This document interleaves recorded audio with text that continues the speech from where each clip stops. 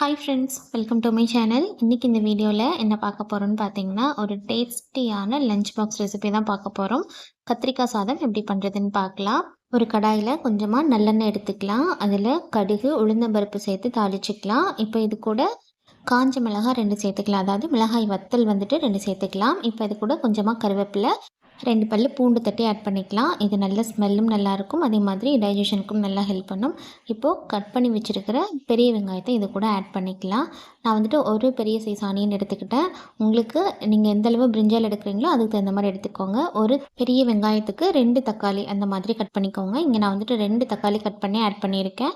இப்போ இதெல்லாம் கொஞ்சம் நல்லா மிக்ஸ் ஆனதுக்கப்புறமா இது கூட கட் பண்ணி வச்சுருக்கிற கத்திரிக்காய் வந்துட்டு ஆட் பண்ணிக்கலாம். கத்திரிக்காய் வந்துட்டு கொஞ்சம் குட்டி குட்டியாக கட் பண்ணிக்கோங்க. ஏன்னா பெருசாக கட் பண்ணிங்க அப்படின்னா அது அந்தளவுக்கு வேகுமா அப்படின்னு தெரியல. ஏன்னா இதில் நம்ம தண்ணி ஆட் பண்ண மாட்டோம். அதனால் எண்ணெயிலே வேகணும் அப்படின்றதுனால கொஞ்சம் குட்டி குட்டியாக கட் பண்ணிக்கோங்க. இதை ஒரு மூடி போட்டு வேக வச்சிடலாம். கத்திரிக்காய் வேகிறதுக்குள்ளார இந்த மசாலா நம்ம ரெடி பண்ணிக்கலாம். மிளகு, சீரகம், சோம்பு, கொஞ்சமாக மல்லி இதெல்லாம் நல்லா கிரைண்ட் பண்ணி எடுத்துக்கலாம். இப்போது கத்திரிக்காய் பார்த்திங்க அப்படின்னா ஓரளவு நல்லா வெந்துருச்சு. இப்போ இது கூட மஞ்சள் தூள், மிளகாத்தூள், மல்லித்தூள் வந்துட்டு ஆட் பண்ணிக்கலாம். இப்போது இதை நல்லா கிளறி விட்டுட்டு நல்லா கொஞ்சம் பச்சை வாசனை போகிற அளவுக்கு நல்லா கிளறிட்டு இது கூட தேவையான அளவு உப்பு ஆட் பண்ணிக்கலாம். இப்போது நம்ம அரைச்சி வச்சுருக்கிற அந்த மசாலாவை இது கூட சேர்த்துடலாம்.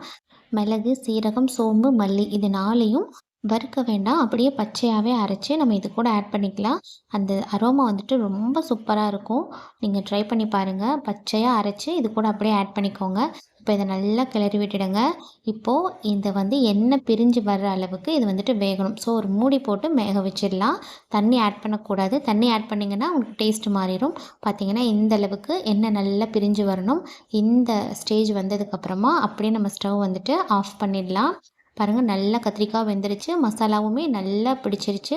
இப்போது இதில் கொஞ்சமாக உதிரியாக இருக்கிற சாதத்தை ஆட் பண்ணி நம்ம நல்லா கிளறிக்கலாம். அவ்வளோதாங்க, லஞ்ச் பாக்ஸுக்கு செம்ம டேஸ்டியான கத்திரிக்காய் சாதம் ரெடி ஆகிடுச்சு. என்னோடய பசங்க பார்த்திங்க அப்படின்னா கத்திரிக்காய் சாப்பிடவே மாட்டான் சின்ன பையன். இந்த மாதிரி பண்ணி கொடுத்தோம் அப்படின்னா ஃபுல்லாக டிஃபன் பாக்ஸ் காலி பண்ணிட்டு வந்துடுவான். ஸோ நீங்களும் ட்ரை பண்ணி பாருங்கள்.